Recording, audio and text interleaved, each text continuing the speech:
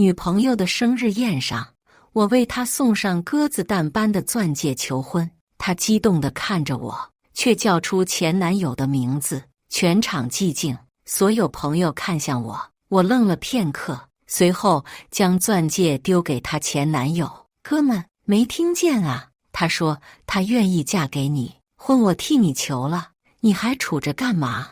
难不成婚我也替你结，洞房我也替你入了？大家好，开始今天的分享之前，希望你能给人间烟火点个订阅，我将会分享更多优质的内容。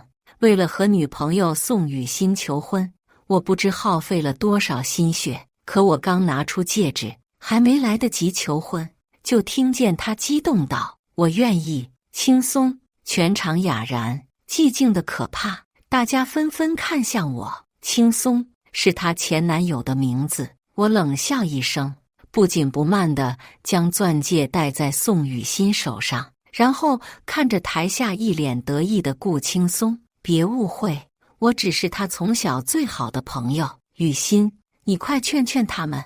顾青松见我周围兄弟好似要动手，顿时慌张解释道：“这小子从一进来就是满满的虚伪客套，只有看着我是不加掩饰的挑衅。”我笑着制止了要动手的兄弟们，望着他道：“你聋了吗？劝什么？没听见他说愿意嫁给你啊？这钻戒就当我这个前夫哥给你们随礼了，不用谢，祝你们百年好合呀。”顾青松似乎没想到我会这样，愣怔在原地。见他不动，我轻笑：“怎么还杵着不动啊？婚我替你求了，怎么结婚也要我替你吗？那要不洞房我也替你。”李航，你胡说什么？宋雨欣脸涨得通红，一巴掌落下，手上的钻戒也掉落下来，全场哗然。这一巴掌彻底把我打醒了。其实我见到顾青松第一眼就觉得熟悉，后来我发现他其实是宋雨欣真爱的画里那个爱而不得的背影，发型、身形一模一样。所以仅仅因为他顾青松回国了，我们的这3年就是个笑话，我成了他和他之间最大的阻碍。此时看着宋雨欣恼羞成怒的样子，我不怒反笑：“你大学毕业那会，是谁砸了花光积蓄给你办画展？是谁四处求人找大师教你深造？是谁殚精竭虑忙到吐血，只为让你在 M 市的艺术界站稳脚跟？”宋雨欣，你太让我失望了。李航，你也知道我大学毕业就跟了你啊，老娘这3年最好的时候跟了你，你别不知足。宋雨欣脸色此时才露出最真实的嘴脸，从前她的乖巧温顺竟然都是装出来的。这一刻，恶毒、自私、出轨的人都是他，居然还有脸指责我。行，既然撕破脸了，那就说清楚。行，那我给你花的几百万就当是睡了你3年，毕竟叫个小姐一次也要好几百，我确实不亏。姓李的，你再敢胡说一句，顾青松上来就是给我一拳。我乐了，我还没找你们这个狗男女算账，你敢跟我先动手，给我往死里打！笑话，整个酒店都是我家的产业，敢在太岁头上动土，是活腻了吧？宋雨欣看到我的兄弟乌泱泱的一哄而上殴打顾青松，才想起我家是干什么的，势力强大。从前就是我太惯着他，纵得他不知天高地厚，忘了没有我的爱，他什么都不是，只是个流落街头被父母从家里赶出来的大学生。别打了，李航，我求你了。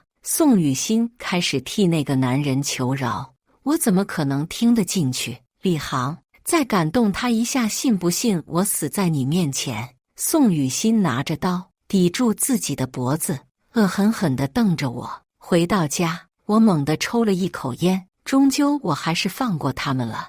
我不是宋雨欣那般自私决绝，终归我还是想留一份体面。自那以后，我和宋雨欣没了联系，听人说，第二日顾青松就带着宋雨欣回家见了家长。他家是书香门第，而我在他看来只是个混社会的小混混，平时只会带着几个不成器的兄弟混迹社会，干些不入流的买卖。可他哪里知道，我家是 M 市最大的房地产龙头商，手握众多产业链。我是为了他才和家里断绝关系，拿着几万元一点一点为他打拼到现在。虽说不靠家里，但是生意场上的人认识我，也会多少给我面子，因此生意做得也还行。我给了宋雨欣极大的物质保障，可是也给他惯得不知天高地厚。如今我坐在 M 市最豪华的金贵地段，抽着雪茄，想不通宋雨欣是为何要和那家产还不如我1/10的小白脸在一起。这时办公室的门被敲响，秘书说今晚父亲要我一同出席酒会，好像是一个老教授，和您爷爷有点同门关系。之前为了让他在国外上学的孙子入职咱们公司，求了咱们李总多次，看在老一辈交情上，李总裁百忙之中抽空答应的。不过那个老教授的孙子挺气人的，刚回来就因为女朋友在家里大闹一场，说是个死刑犯的女儿，真是不知道怎么想的。看到我脸色不对，秘书噤声，他知道最近我因为感情的事心情不好。到了晚上，我和父亲入座后，老教授一直殷勤地和我们谈话，父亲只是礼节性回答。但是开场半个小时了，老教授所谓的孙子还不来，终于等到人来了，结果发现竟是顾青松，而他还挎着个女人，看他一脸得意的模样，可不就是宋雨欣吗？混账东西！我跟你说了，今天这位李叔不是一般的贵宾，你怎么还敢迟到？你怎么又带了这个女人？让她滚！这时宋雨欣也看到了我，脸色有些难看。你怎么会在这么高档的地方？怎么跟我们李少说话？一旁的管家爷爷看他这么没有礼貌的对我大呼小叫，随即出言训斥。李少，顾青松皱眉，突然想到什么，再看看坐在我旁边的父亲，您就是爷爷经常提起的叱咤商场多年的李叔。你可知道今年 M 市的艺术展博会是由你李叔做东投资的？那会上来的可都是全国有头有脸的艺术家，你要是以后跟着你李叔做事，可得对你李叔好些。顾教授，话说的有点早吧？我爸现在还没答应让顾青松来公司呢。你爸？顾青松又愣怔了，而宋雨欣瞪着圆溜溜的大眼睛，似乎还搞不清楚状况。你以为随便找个人演你爸，你就是什么成功人士了？我跟你在一起这么久，还不清楚你吗？你就是个彻头彻尾的小混混，赶紧让这个女人闭嘴，在李总面前成何体统？别让人家看咱们笑话。这么好的机会错过了，可就是你一辈子的前途。顾教授急得将顾青松拖拽过来，和宋雨欣保持距离。可宋雨欣还以为我对他旧情未了，一副高傲的姿态。李航，这就是你那个前女友？不愧是久经沙场的老爸，一下子就嗅到了关键信息。是，我不好意思挠头。老爸冷哼一声，这种货色也配你我断绝关系？你眼光真是一点都不随我。不过也多亏你，我儿子才知道创业不易，老实的回到了公司继承家业。这女子，李总您也认识？顾教授试探问道。老爸随即往后一靠，手一挥，顾教授，顾青松可以来公司，但是你们家必须和这个女人断绝关系，否则免谈。老爸说完就径直离开了。我连忙跟上，别跟我搞这一套，引起我注意。我们已经分手了，我可是顾青松的正派女友，你别妄想了。宋雨欣临了还对我嘀咕几句，我一秒都不想理他。我以前怎么不知道他这么蠢？青松，你不会真被他所谓的爸唬住了吧？你说过你最爱我的。宋雨欣又和狗皮膏药一样贴在顾青松身上。顾教授面色一冷，蠢女人，你知道什么？那是 M 城首席投资人李一业，他旁边是他儿子李航。传言他儿子为一个女人出走3年，如今回来后打理业务能力一点都不输他爸。本来以为是个不成器的浪荡子，结果是个蒙尘的明珠。什么？宋雨欣震惊了，自己身边的居然就是货真价实的富二代金龟婿，自己还巴巴地往顾青松身上凑，而且你居然一进来就惹怒了李总。以后你再敢登我顾家门，我就让人把你打出去。爷爷，雨欣不是故意的。顾青松还在为他辩解，他们可不只是投资艺术展，你知道他们手下多少产业吗？这个酒店就是他们家最不起眼的产业。你说这座5星级酒店也是他们的？宋雨欣彻彻底底傻眼了，自己居然错过了商业巨鳄的儿子。和加入豪门失之交臂。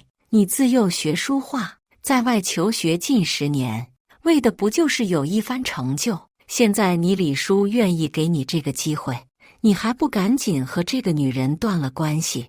顾青松却抓住宋雨欣的手不放，一副誓死保卫自己爱情的模样。可是宋雨欣这时候心里却打起了别的主意，她总觉得我一定对她余情未了。他此时看不上顾青松了，一门心思想着要怎么回到我身边。可他不知道，我早就已经彻底不在乎他了。办公室，我在处理文件的时候，门被扣响。我没有抬头，直到一双纤细的手从我的后背滑到我的胸前。是宋雨欣，她眼神妩媚，仿佛回到了我们热恋的状态。你有没有想我？自以为足够勾人，却被我一下子推开。宋雨欣气急败坏，但是她有求于我，赶紧平复情绪，又像蛇一样缠了上来。李航，顾青松一家对我不好，他为了自己的前途已经和我分手了，是我不对，被他哄骗，所以才和你闹得不愉快。你不要怪我了好不好？我们重新回到以前吧。我转身注视他，他以为我心软了，不进演艺圈真是浪费了你一身好演技。无情的话像一盆冷水，将宋雨欣浇了个透心凉。他想不通，明明我对他无所不应，怎么这次不行了？我不想再多看他一眼，拉住他的手就要赶他出去。以后谁再把这个疯女人放进我办公室，就立马拎包走人，听到没？我怒吼完，宋雨欣还不离开。别以为我不敢动手打你，别给脸不要脸。看到我下最后的通缉令，宋雨欣咬了咬牙说道：我怀孕了，是你李航的孩子。你说什么？宋雨欣看我吃惊的样子，觉得我还在乎他。我上个月不是说我胖了吗？就是怀了孩子了，高兴吗？我应该高兴吗？有时候真搞不懂这个女人的脑回路，自己出轨了以后被人家踹了，又回来找我说怀孕了。我看她不是想复合，是想给自己孩子找个爹，给自己找个接盘侠吧。但是我转念一想，这个唯利是图的女人没有一点真心。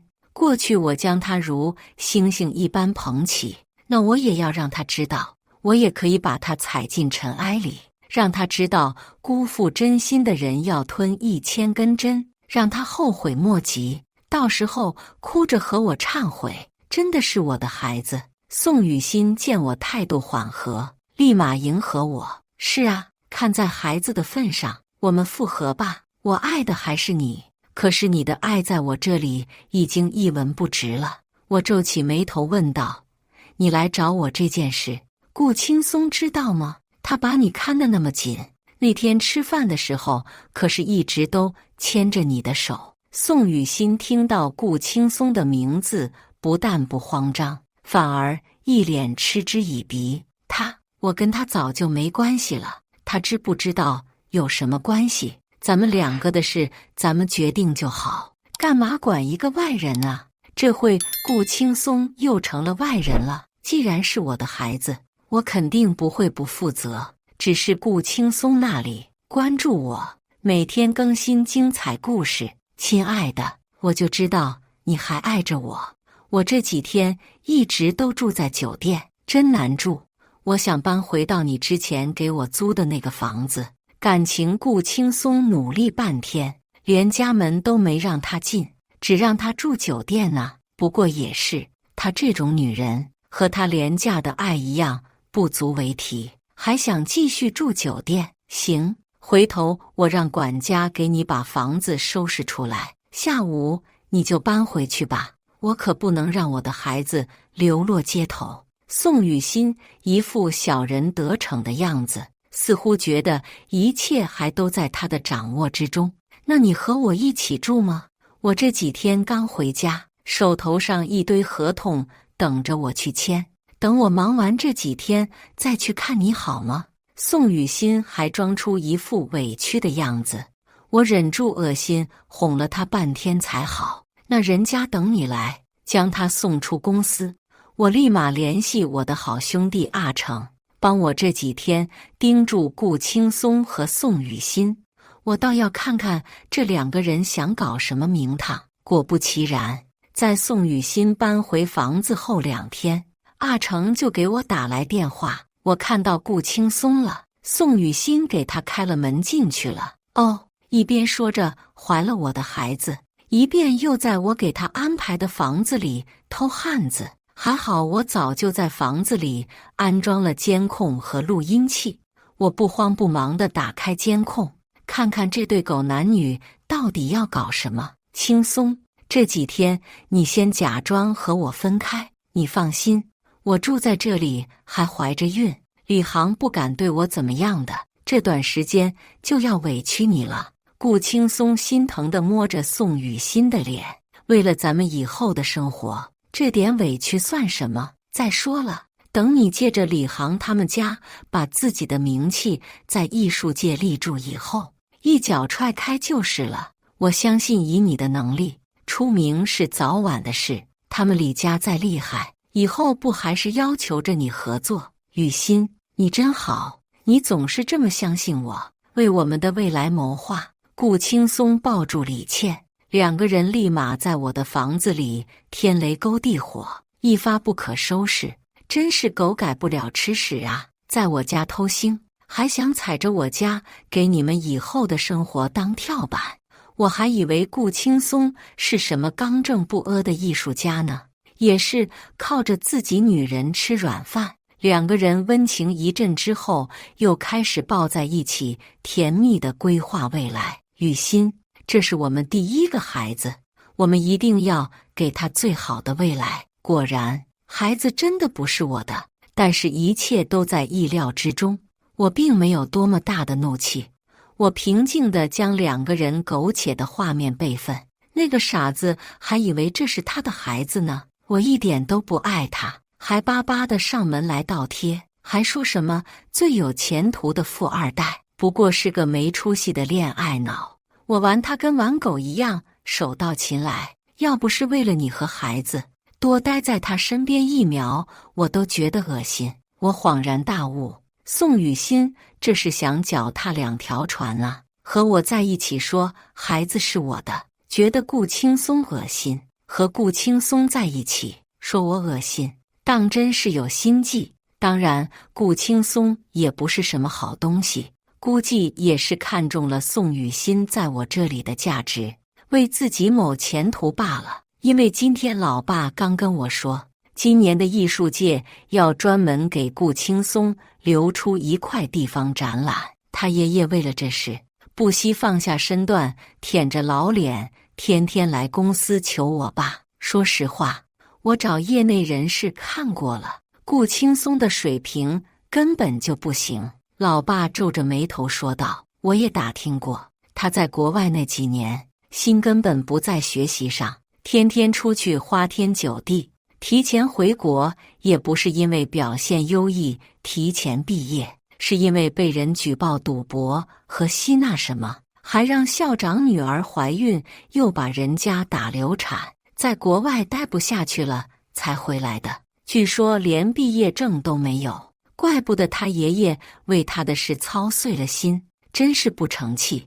我听完立马捕捉到了关键信息：吸东西、赌博。这家伙在国外玩得这么花，身上不会还带点病吧？轻松。上学那会咱们也是这么抱在一起睡觉的，真怀念那个时候。人家可是什么都给你了，还为了你和孩子受这么多委屈。你以后可要好好对我，不能像以前撇下我就出国了。你知道那段日子我多难受吗？雨欣，是我不对。雨欣，你放心，等我出名了，我就把你带回家，到时候我爷爷也不会说什么的。这边监控里，顾青松还拍着胸脯，信誓旦旦地保证。有一说一，宋雨欣以前在我面前可是小白花的形象，一直都是温顺乖巧、清纯的不行。我们在一起1年才发生关系，而且很青涩，让我以为他是第一次。我觉得他把自己交给了我，所以此后对他宠爱的不行。原来顾青松早就做了他的裙下臣，而他的清纯人设也都是装出来的。刚才2个人在床上可是相当激烈，什么花活都整上了，连我都没见过他这个样子。现在才发觉他这么会拿捏男人。顾青松一看就是被家里约束长大的，所以喜欢放荡不羁的女人。宋雨欣就投其所好，这也不难理解为何顾青松出国以后玩那么花，纯粹是被家里禁锢太久，2个人都不是什么好东西。我感叹道：李总，这是你让我调查的东西。助理将东西交给我，没想到顾青松到了国内也不老实，还敢往酒吧跑呢。这几个女人都是他约过的，对，我找他们都问过了。顾青松调赌成性，并且都按您说的，给了他们钱，都有照片证据。就这还想成名当艺术家，真当我们李家是吃素的不成？我将资料看完，晚上想去找老爸，却被老爸的秘书告知，老爸正在会见顾青松和他的爷爷，闲来无事。我到一旁的茶水间听，刚好老爸出去了，只剩他们爷俩。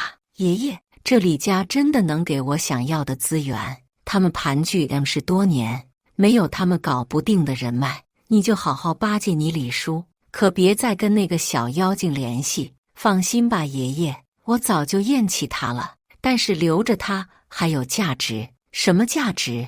李航现在还宝贝着宋雨欣呢，以为宋雨欣怀的是他的孩子，等宋雨欣生了孩子，咱们就拿捏宋雨欣，让他用孩子威胁李航，到时候咱们什么资源都不愁了。爷爷，你到时候也不能为我的事成天操劳了。本来一脸怨气的顾教授听完顾青松的话以后，眉头舒展开，还是我孙子有本事，知道打蛇打7寸，拿捏他们李家。等你以后闯出名堂，这小小的单事咱们也瞧不上，可不是吗？爷爷，我来给您揉揉腿。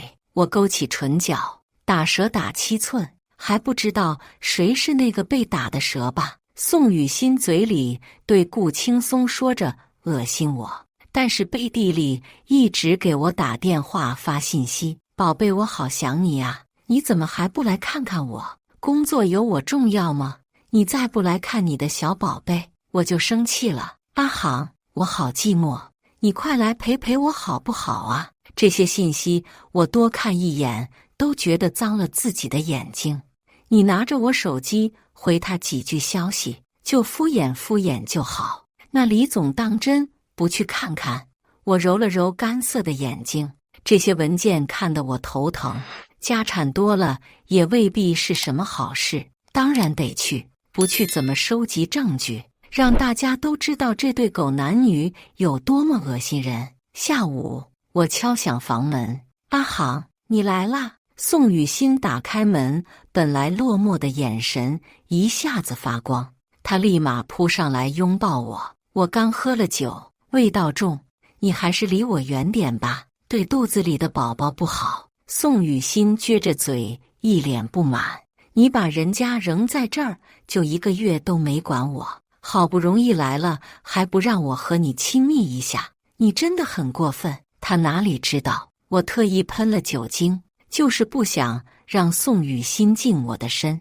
这话我都忍不住想笑。感情这1个月你过得多么不好一样，好吃好喝的供着，每周都会和顾青松在这里偷腥3、4次，这么精彩的生活，在我面前就装的受了什么天大的委屈。我们家要是涉足影视圈，高低给他颁个最佳女演员奖。好了，宝贝，我这不是忙着挣钱吗？不也是为了你和宝宝以后呢？宋雨欣听到挣钱，立马暗戳戳跟我打听我的家产。我听这里的保姆说，你们家在咱们市手握众多龙头产业，但凡你们家想做的生意，没有人不会不愿意的，是真的吗？我轻蔑的一笑，是啊，那你从前怎么不告诉我？从前不是为了你和家里断绝了关系吗？他们想让我和富家千金联姻，我不肯，所以就跑出来单干了。阿航，原来你为了我做了这么多，我都不知道。我以后一定好好爱你，为你生儿育女。现在知道我的家产以后这么主动倒贴，之前我求着和他结婚，他都不愿意，总觉得自己是不染尘埃、高高在上的艺术大学生，瞧不上我这个混混。现在倒是一点都不介意了，还想多生孩子，可惜他早就没机会了。那你及爱人能接受我吗？当然，你这肚子里怀的可是我们家的孩子，他们不会和孩子过不去。宋雨欣听到后如释重负，然后已经开始规划我们以后的生活了。那等以后我嫁给你，搬进大房子以后，我就在这之后，我每隔1个月回来一次，还有半个月就到宋雨欣的预产期时。我想着时间差不多了，就过来了。正和宋雨欣说这话，门铃响起，叮咚。宋雨欣起身去开门，可是看完猫眼，脸色就变了。阿航，是送外卖的。他出去了一会就回来了，虽然脸上挂着微笑，但是额间冒汗。我从手机的监控中看到了，根本不是什么外卖员，是顾青松。行，没什么事，我就先走了。我起身，宋雨欣立马就摁住我，要知道我现在出去，顾青松可能还没走。阿航，你再陪我一会吗？我真的有事。下次。我一打开门，正好看到没来得及走的顾青松。他怎么来了？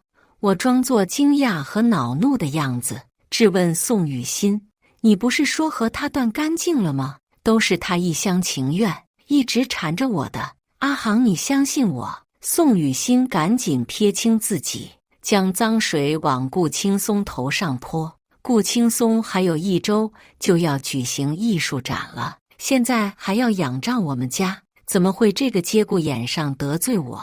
宋雨欣，明明是你说你寂寞，叫我来陪你的，你瞎说什么？顾青松的反驳让宋雨欣汗流浃背，她赶紧抓我的手，让我赶顾青松走。我怎么可能走？这狗咬狗的场景也太好看了，最好再打起来！啪！宋雨欣一巴掌甩在顾青松脸上，你别污蔑我，我是李航的女朋友，是你贼心不死，一直跟踪偷窥我。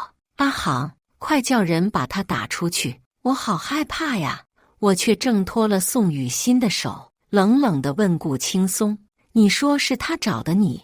对，有证据吗？我有他给我发的短信。宋雨欣当时坐不住了，顾青松，他绝望地喊着。果然，他给顾青松发的露骨的短信明明白白，我一脚将顾青松踹下楼，他不敢还手，爬起来剧烈咳嗽。他叫你来，你就来呀！我李航的女人你也敢碰？说完，我又是一阵拳脚输出。顾青松敢怒不敢言，待发泄畅快了，我回头看宋雨欣。宋雨欣以为我打了顾青松是在维护他，立马谄媚地凑过来，我就知道你最好。啪！话没说完，被我一巴掌打得跪在地上。宋雨欣嘴角渗血，不敢置信地看着我，收拾你的东西，今晚就给我滚出去，再让我看到你这个荡妇，我打断你的腿。你知道我是小混混品性，我说到做到。阿航，宋雨欣绝望地拉着我，甚至给我跪下了。你怪我恨我都行，可是我们的孩子你不能不管呢。我蹲下身，直直地看着他。你们两个这样的状态，让我很难相信这孩子是我的呀。要不等你生下来做个亲子鉴定，要是我的，我就养。怎么样，李航，你混蛋！宋雨欣气得浑身发抖，怒不可遏。我又瞟了一眼躺在地上呻吟的顾青松，你不是还有他吗？咱们顾大艺术家最喜欢你了，肯定不会不管你。说完这句话，我就坐上管家的车，扬长而去，头也不回。只剩下宋雨欣一个人在黑夜中声嘶力竭地哭喊。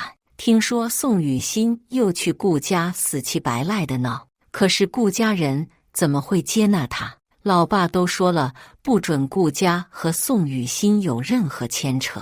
现在艺术展览会下周就举行了，顾家还是拎得清的，然后就再也没有宋雨欣的消息了。很快，艺术展览会如约举行。我坐在车里，看着外边的人，压着嗓子问助理：“让你准备的都准备好了吗？”“都准备好了，把资料都给那个女人看了。”“对，很好。顾青松不是想出名吗？那我就满足你，让你在艺术展览会上一举成名。”展览会上，各路名家齐聚一堂，在场的无不是在艺术界享有举足轻重地位的老牌艺术家们。只有熬到他们这个份上的艺术家，才会在展览会上享有自己的一处专门的陈列场所。而顾青松年纪轻轻，初出茅庐，居然就有属于自己的展览场所，不仅令众多老艺术家们议论纷纷，立马成为了全场的焦点。而顾教授则是非常自豪，他在一帮老家伙面前侃侃而谈，炫耀这是自己孙子顾青松的作品。你这孙子未来可期啊，年纪轻轻就有这样的艺术造诣，不简单啊。而顾青松站在一旁，虚伪的谦虚。顾家分外享受此刻的荣光，仿佛他们才是主角。我觉得是时候给这场展览加点猛料了。各位，我是海事集团的总经理李航，很高兴今天大家来到此地。我想简单的说几句。我将麦克风连上广播，确保所有人都能听到。等所有人目光集中在我身上后部，我笑着说：“大家是不是都好奇，怎么这位顾青松这么年轻，作品却有着相当厚重的故事感？那是因为他的作品都是从别人那里买来的，这些根本就不是他的作品。”此话一出，全场哗然。顾青松立马急眼了，扯着嗓子指着我说：“李航，你乱说什么？信不信我告你诽谤？那你去啊！”李航，我念和你爷爷是顾交的份上，你现在闭嘴，我就不追究什么。顾教授气得嘴唇哆嗦。顾交，顾教授，你真有意思，我爷爷都不知道认不认识你这个同学，拿着个毕业照就到处说和我爷爷是多么铁的同窗情谊，实际我爷爷的葬礼好像都没邀请过你吧？顾教授气结，伸出手指指着我：“你了半天，还有诽谤？我可不是空口乱讲，这就是证据。”我将调查到的口供和交易记录拿出来，威逼利诱一些穷学生交出他们的作品，以低于市场价70%的价格收购。黑心到这个份上，连我这个生意人都自愧不如。这经商的头脑还得是你们顾家呀！眼见事情败露，顾青松渗出冷汗，可现在只是预热，好戏可还在后边呢。大家看画也都累了，不如再看看有趣的视频吧。我将视频投到白墙上，大家顿时围观过来。接着就出现了顾青松和宋雨欣不雅的一幕。李航这个笨蛋还以为孩子是他的，他那里知道这是咱们爱的结晶呢。等你一举成名，管他什么李家王家，都来巴结你，咱们吃他们李家肉，喝李家的血，就等着坐享其成吧。然后顾青松听到门外铃声响起，是我回家了，立马躲进柜子中。等我走后，才又鬼鬼祟祟出来，确认我走远了。两个人又厮混到一起。顾教授，咱们两家现在看来是交情不浅的。你孙子给我戴了这么大一顶绿帽子，你说这是怎么算？这没想到。顾青松看着温和，背地里居然给别人戴绿帽子。我要是顾教授，我都丢死人了。原来他们家和李家交情不深啊。还以为关系多好呢，人家根本不认识他们，还吹嘘自己，还把绿了李家，以后怎么在 M 市混下去啊？这不就是现实版的农夫与蛇吗？顾教授直接气抽了过去，现场顿时乱作一团。爷爷，叫救护车！顾青松刚喊出去，接着人群里冲出一个身影，对着顾青松就是拳打脚踢。定睛一看，可不就是宋雨欣吗？顾青松，你个骗子！原来你在国外玩得这么花，你自己长艾滋了，你不知道吗？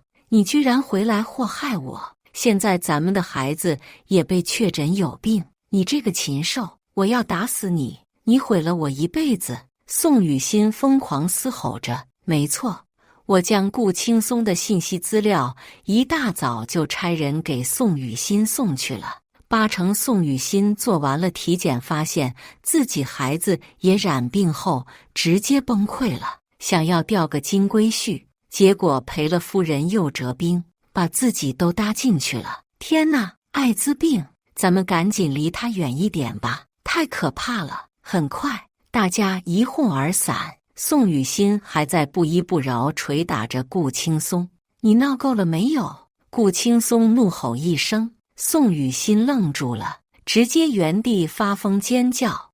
你干出这么不要脸的事，还有脸吼我？我完了你也别想好，一起身败名裂吧！放开我你这个疯婆娘！顾青松用力一甩手臂，宋雨欣一个没站稳，往后倒去。偏偏后边是楼梯，宋雨欣直接后脑勺磕在台阶上，然后整个人滚落下去，扑通一声狠狠坠地，人躺在血泊中，双眼无神，看样子已经没了生命迹象。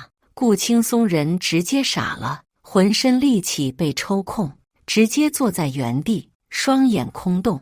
我则是默默拿起手机拨通了110。为110吗？这里有人蓄意谋杀。